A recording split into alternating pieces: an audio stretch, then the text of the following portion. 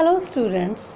In previous lecture I already explained in a very comprehensive manner about the sectors of Indian economy.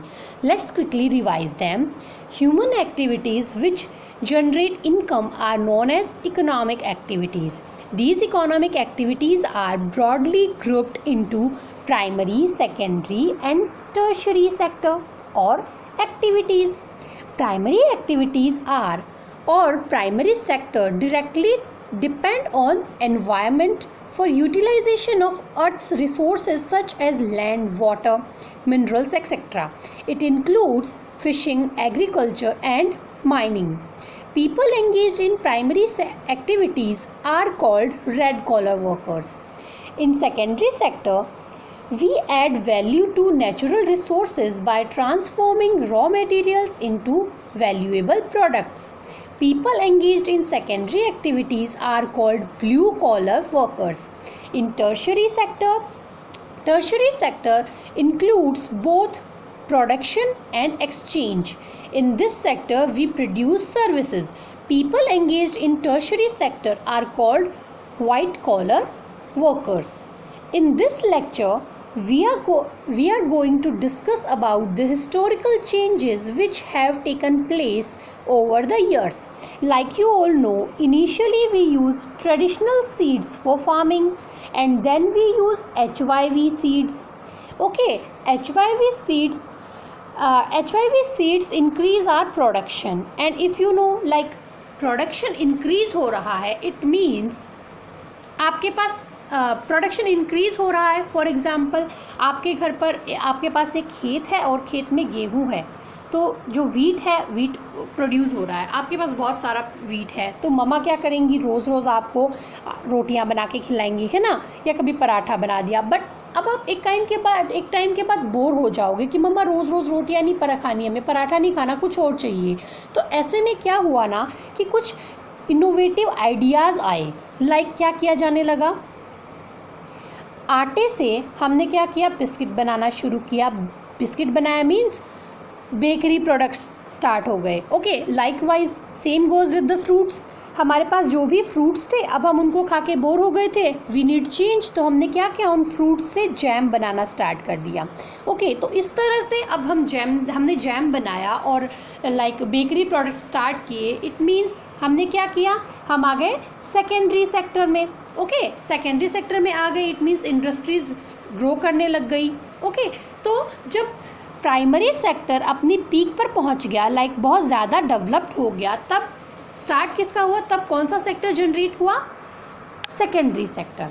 और अब क्या हुआ, जब हमने सेकेंडरी सेक्टर में भी मीन्स बहुत ज़्यादा डेवलपमेंट कर लिया, हम उसमें भी पीक पर पहुंच गए, तब क्या हुआ, प्राइमरी सेक्टर और सेकेंडरी सेक्टर दोनों को ग्रो करवाने के लिए, दोनों में और ज़्यादा डेवलपमेंट के लिए, इन एक्टिविटीज़ को और ज़्यादा मोटिवेट करने के लिए हमने क्या किया, थर्ड सेक्टर आया. कौन सा, टर्शरी सेक्टर. अब टर्शरी सेक्टर में हमने क्या किया, सर्विसेज प्रोवाइड की, जिससे क्या हुआ, प्राइमरी और सेकेंडरी सेक्टर जो है उनमें और ज़्यादा ग्रो हुई. ओके, तो एक तो चेंजेस ये आया कि हमने किस तरह से सेक्टर्स हमने शिफ्ट किए, लाइक पहले primary, then secondary and then tertiary. तो पहले क्या होता था कि मोस्ट ऑफ द लोग लगे रहते थे किसमें, प्राइमरी सेक्टर में. बहुत सबसे ज़्यादा लोग क्या करते थे ना कि प्राइमरी खेती ही करते थे पहले. फिर धीरे धीरे क्या हुआ, इंडस्ट्रीज़ आ गई, फिर धीरे धीरे क्या हुआ, सर्विसेज आ गई. ओके, तो इस तरह से लोगों ने शिफ्ट किया, अपना बिजनेस कह लीजिए या अपना लाइवलीहुड का मीन चेंज किया.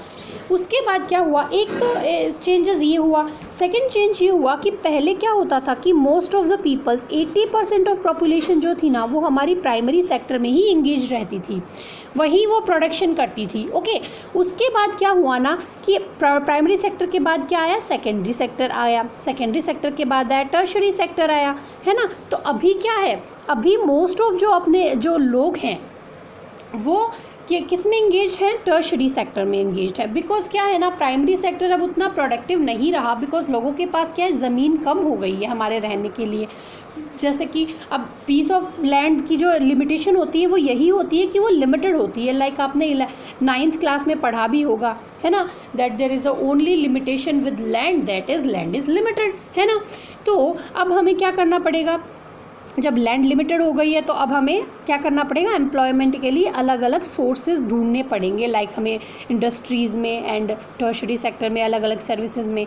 तो this is a kind of change जो कि हुआ है धीरे धीरे पिछले कुछ सालों से, हमने किस तरह से सेक्टर्स को चेंज किया है। So this is a kind of journey of the development of various economic sectors. So हमने जान लिया सेक्टर्स में हम शिफ्ट कैसे हुए, प्लस एम्प्लॉयमेंट कैसे शिफ्ट हुआ है।